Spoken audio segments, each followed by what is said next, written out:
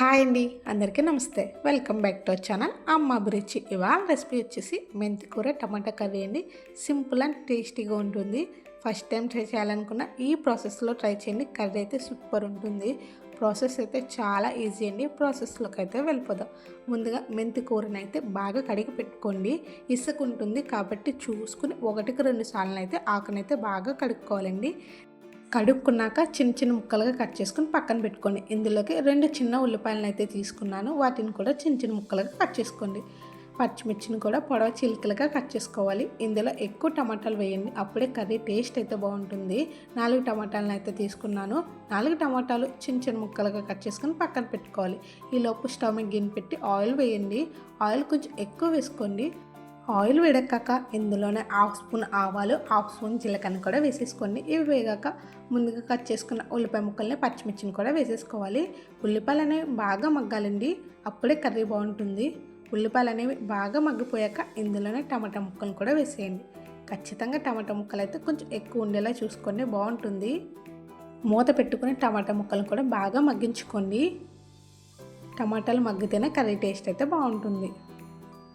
మీరు కనుక first time నా ఛానల్ చూస్తుంటే కనుక వీడియో నచ్చితే లైక్ చేయండి, షేర్ చేయండి. మన ఛానల్లో ఉన్న వీడియోస్ని కూడా ఒక్కసారి చూసేయండి. అలాగే వెళ్తా ఛానల్ నచ్చితే సబ్స్క్రైబ్ చేసుకుని వెళ్ళండి. టమాటాలు కూడా బాగా మగ్గాయి అనుకున్న తర్వాత ఇందులో మెంతికూరను కూడా వేసేసుకోవాలండి. మెంతికూర అయితే బాగా మగ్గిపోవాలి. ఆయిల్లో మగ్గితేనే బాగుంటుందండి మెంతికూర, అప్పుడు టేస్టీగా ఉంటుంది. ఒక్కసారి మొత్తం కలిపేసుకుని మూత పెట్టుకుని కొంచెం సేపు అయితే మగ్గనివ్వాలి.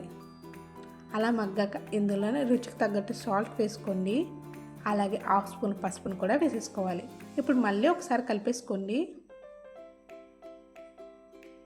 మళ్ళీ కలిపేసుకుని మూత పెట్టుకుని ఇంకొంచెం సేపు మగ్గనివ్వండి. నూనె పైకి తేలేంత వరకు మగ్గనివ్వాలండి, అప్పుడే టేస్ట్ అయితే బాగుంటుంది. అలాగే మెంతి కూర అయితే పూర్తిగా మగ్గిపోవాలండి, లేదు అంటే మన పంట కింద అయితే తగులుతుంది. కాబట్టి మెంతి కూర అనేది బాగా మగ్గిపోవాలి. ఇందులోనే అల్లం, వెల్లుల్లి, ధనియాలు, జీలకర్ర వేసి దంచుకున్న మసాలా పేస్ట్ని అయితే 1/2 స్పూన్ వేసుకోండి. ఎక్కువ అయితే వేయకండి, ఎక్కువ వేస్తే బాగోదండి, కొంచెం వేసుకోండి. అలాగే మసాలా పచ్చివాసన పోయేంత వరకు మగ్గనివ్వాలండి. మూత పెట్టి కొంచెం సేపు మగ్గనివ్వండి. మసాలా పచ్చివాసన పోయి మెంతి కూర కూడా బాగా మగ్గింది అనుకున్న తర్వాత కారాన్ని కూడా వేసుకోండి. ఇందులో కారం కొంచెం ఎక్కువ వేసుకోండి, బాగుంటుంది. కారం కూడా వేసేసాక మొత్తం కలిసేంత వరకు కలుపుకొని కొంచెం సేపు మూత పెట్టుకొని మగ్గించండి. నూనె పైకి తేలేంత వరకు మగ్గించుకోవాలండి. మగ్గాక వాటర్ని అయితే వేసేయండి. వాటర్ అయితే ఎక్కువ పట్టదండి, చిన్న టీ గ్లాస్ వాటర్ వేస్తే సరిపోతుంది. ఎక్కువ అయితే అస్సలు వేసుకోకండి. వేసేసాక మొత్తం కలిసేంత వరకు కలిపేసుకోండి.